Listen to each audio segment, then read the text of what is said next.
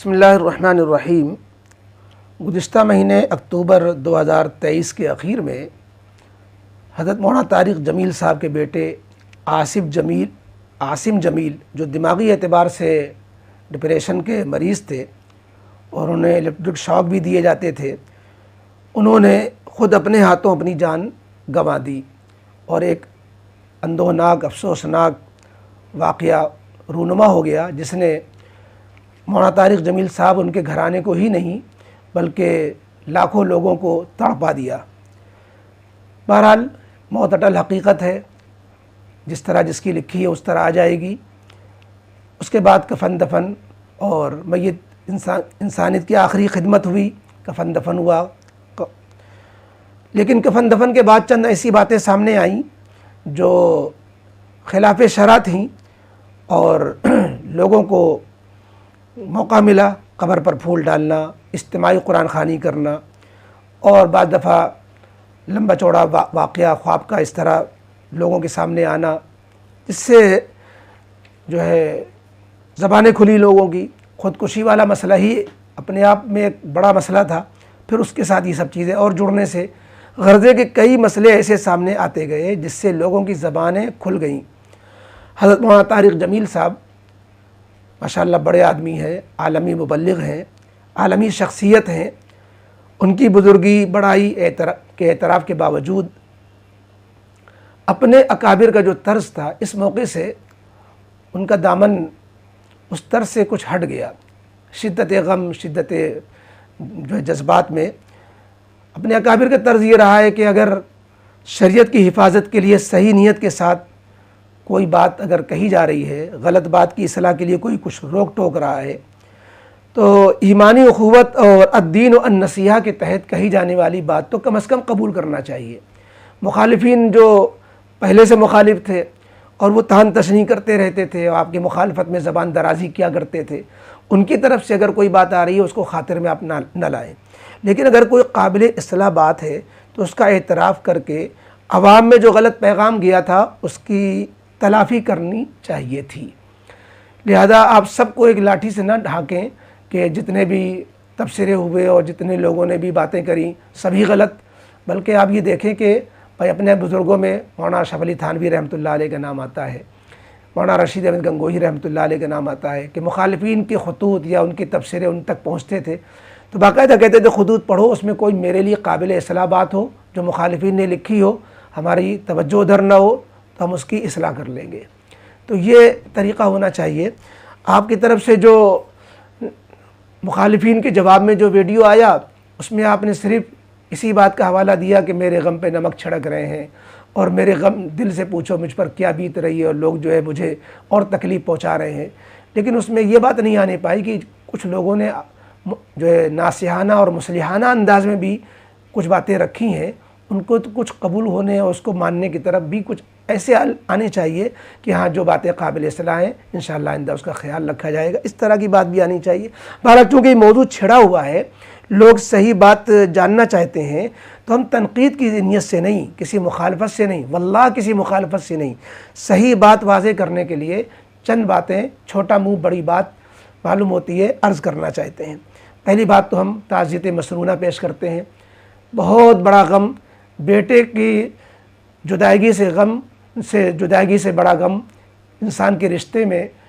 نہیں آ سکتا، اس لیے جو ہے بہت بڑا غم آپ کے ساتھ پیش آیا ہے۔ اب آپ کو ہم کیا تسلی کے کلمات کہیں، کیا صبر کی تلقین کریں؟ لقمان حکیم کو کوئی نصیحت کرے تو وہی بات ہو جائے گی، تو لقمان حکیم کو کون نصیحت کرے؟ وہ خود سب کو نصیحت کرتے ہیں۔ تو آپ نے بھی بہتوں کو صبر کی تلقینیں کی ہیں، نصیحتیں کی ہیں، ان باتوں کو یاد کر کے آپ خود اپنے اوپر فٹ کر لیں اور صبر سے کام لیں، کیونکہ آپ نمونہ ہے دوسروں کے لیے۔ اس قدر جو ہے شدت غم اور شدت کچھ تو غیر اختیاری ہوتا ہے، اور جو غیر اختیاری ہوتا ہے اس پر کوئی گرفت نہیں اللہ کے ہاتھ، اور جو اس پر جو ہے کارروائی ہوتی ہے غموں کے آگے سلسلے میں، اور 3 دن سے زیادہ اس کو اپنے کو غم کی حالت میں رکھنا یہ مناسب بھی نہیں ہوتا، منع بھی ہے۔ تو بہرحال ہمت، ماشاءاللہ آپ دنیا بھر کو نصیحت کرتے ہیں، تو ہمت سے کام لے کر صبر والا جو اجر ہے اس پہ کوئی فرق نہ آئے، اس کی کوشش ہونی چاہیے۔ دوسرے، خوشی غمی میں بعض دفعہ جذبات جو قابو میں نہیں رہتے، اور اپنے کو قابو میں کرنا مشکل ہوتا ہے، تو دوسرے لوگ جو اس پہ نمک چھڑکتے ہیں، یہ دشمنوں کی آپ نے معافی کا ماشاءاللہ حوصلہ دیا، آپ نے جو ہے دل چوڑا کر کے اپنے دشمنوں کو معاف کیا، ہم اس کی آپ کی تعریف کرتے ہیں۔ یقیناً آپ کی طرف سے ایسا ہی ہونا چاہیے، لیکن خوشی اور غمی میں اپنے کو قابو میں رکھ کر شریعت کے دائرے میں رکھنا، یہ بھی ایک ذمہ داری بنتی ہے۔ اب یہ جو بات نمبر 3، یہ بات کہ خودکشی میں بیٹا معذور ہوگا چونکہ وہ اپنے سینس میں نہیں تھا،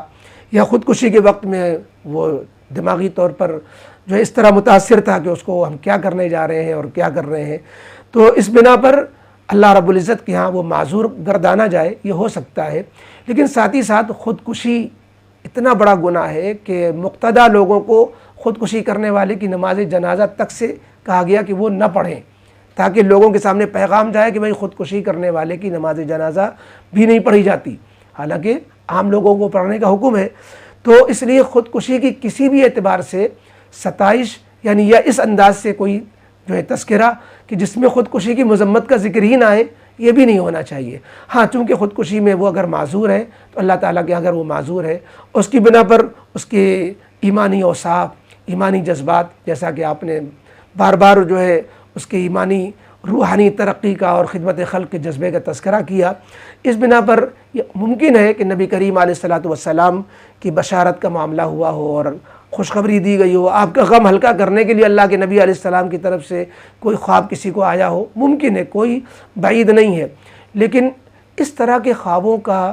جو ہے تذکرہ عمومی انداز میں، وہ بھی خودکشی کرنے والے کی نسبت سے وہ کچھ خلاف مصلحت معلوم ہوتا ہے۔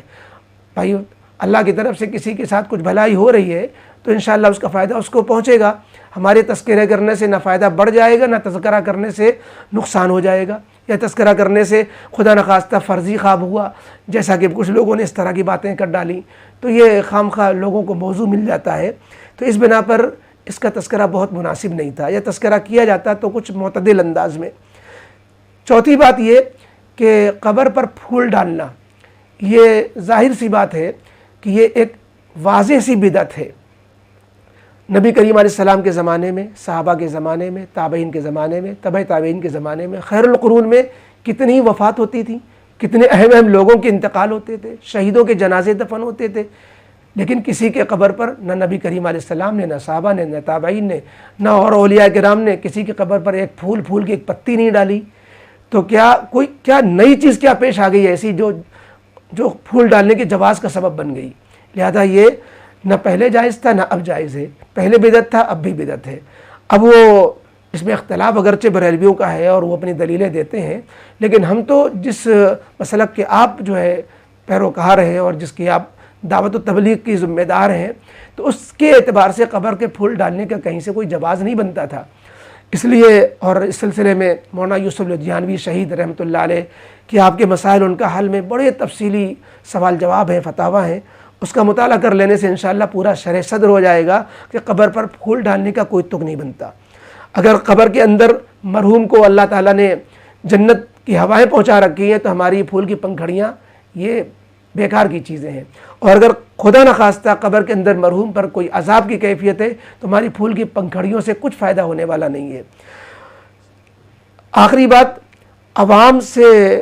کے لیے عرض ہے کہ وہ جو یہ کہہ رہے ہیں کہ انہوں نے اجتماعی قرآن خوانی کروائی، آپ لوگ منع کرتے ہو، پھول ڈالے گئے قبر میں آپ لوگ منع کرتے ہو، مولانا طارق جمیل صاحب تو یہ کر رہے ہیں، تو ہمیں عوام سے یہ عرض کرنا ہے، بڑے سے بڑے کسی بھی عالم کا عمل حجت نہیں ہوتا، اس کو دلیل نہیں بنایا جاتا۔ عالم کے قول کو تو پکڑا جاتا ہے کہ فلاں عالم صاحب نے یہ فتویٰ دیا، یہ بتایا، لہذا ہم اس کے مطابق عمل کر رہے ہیں، اب عالم ذمہ دار ہوگا، عوام ذمہ دار نہیں ہوگی۔ لیکن بڑے سے بڑے عالم کا عمل کے خلاف شرع ہو سکتا ہے، وہ خود دوسروں کو بتا رہا ہے، جیسے ڈاکٹر ہے دوسروں کا تو علاج صحیح کر رہا ہے، کہہ رہا ہے سگریٹ نہ پیو، تمباکو نہ کھاؤ، یہ نہ اس سے پرہیز کرو، اور خود بد پرہیزی کر رہا ہوتا ہے۔ ایسی بعض دفعہ اگر کسی عالم سے کوئی بد پرہیزی ہو رہی ہے تو اس کو دلیل نہ بنایا جائے، اس کو نمونہ نہ بنایا جائے،